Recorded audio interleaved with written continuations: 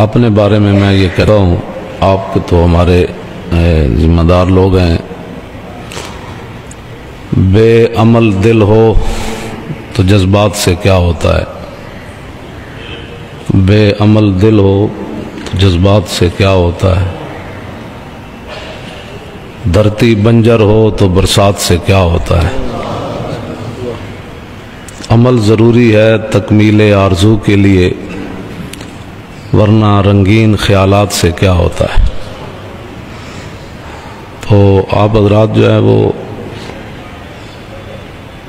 بڑے ہی اہم ہے، قیامت تک نبی علیہ الصلوۃ والسلام کے آپ دین کے وارث ہیں،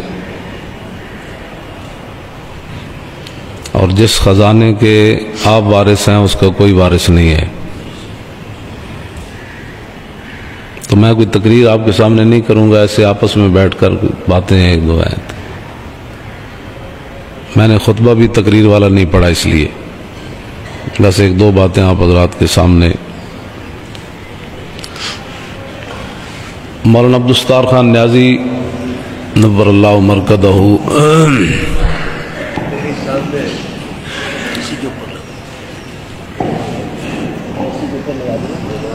جامعہ نظامیہ میں تشریف لائے۔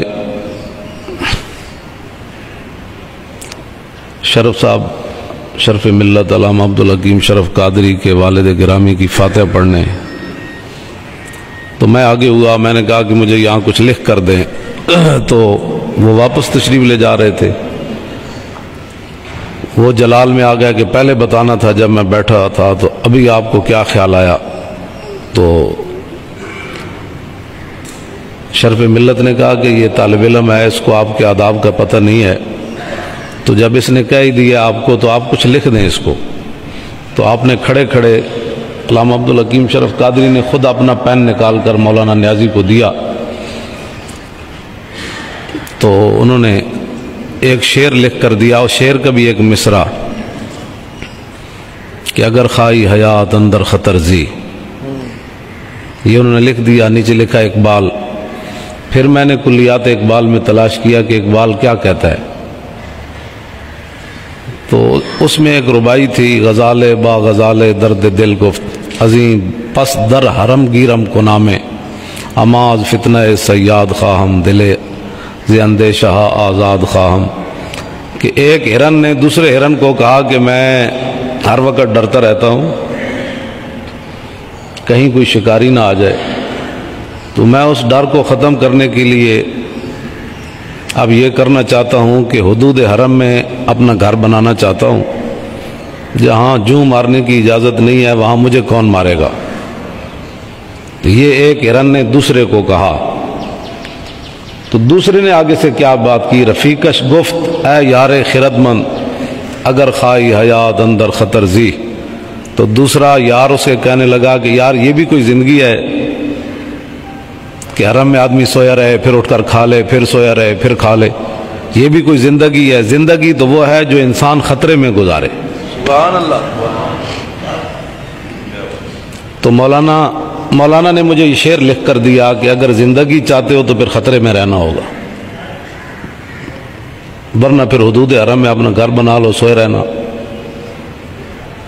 آگے اقبال نے پھر بات کی کہ خطر تاب و تمہارا امتحان است، عیار ممکنات جسم و جاں است۔ اقبال کہتا ہے کہ خطرے کے وقت تو پتہ چلتا ہے کہ مرد کون تھا اور مشکلات میں کھڑا کون رہا اور لیٹ کون گیا۔ یہ خطرے کے وقت ہی انسان کی جو اندر کی صلاحیتیں ہیں، غیرت ہے، ایمان ہے، تقوی ہے، طہارت ہے، علم ہے، بہادری ہے، جرت ہے، اس کا خطرے کے وقت پتہ چلتا ہے۔ ورنہ تو تقریر کرنے سے آدمی 10 گھنٹے میں نے ایسے کر دوں گا تو ایسے کر دوں گا تو ایسے نہیں۔ اقبال کہتا ہے خطرے کے وقت پتہ چلتا ہے آدمی۔ تو آپ حضرات بہت بڑے ذمہ دار ہیں۔ آج جو صورتحال پیدا ہوئی، انہوں نے پورے اسلام کو چیلنج کر دیا، پورے اسلام کو انہوں نے چیلنج کر دیا۔ نبی علیہ الصلوۃ والسلام کے ذاتی 10 فیصلوں کو انہوں نے مسترد کر دیا۔ یہ آپ کے علم میں ہونا چاہیے۔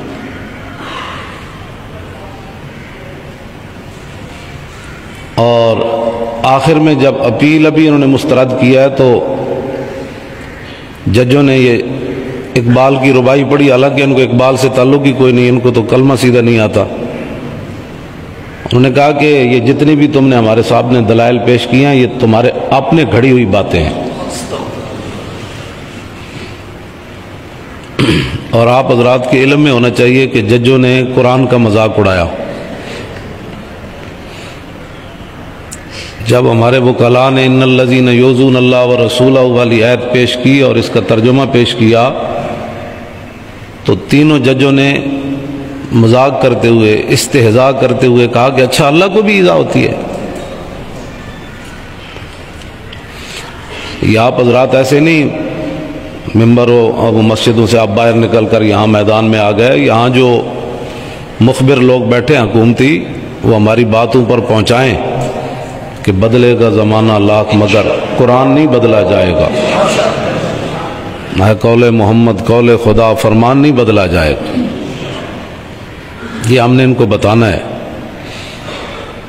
اور ہمارے جو حضرات تھے جب وہ ہنسے تو نذیر اختر صاحب جو ممتاز قادری کے وکیل ہیں وہ کہنے لگے میں نے ان کو کہا کہ استخفاف شریعت کفر ہے، تو جج کہنے لگے کہ یہ استخفاف شریعت کیا ہوتا ہے، یہ سب و شتم کیا ہوتا ہے، یہ مرتد کیا ہوتا ہے، مرتد مغلظ کیا ہوتا ہے۔ دین کے ایک بات کا ان کو پتہ نہیں تھا اور فیصلہ وہ ناموس رسالت پر دے رہے تھے۔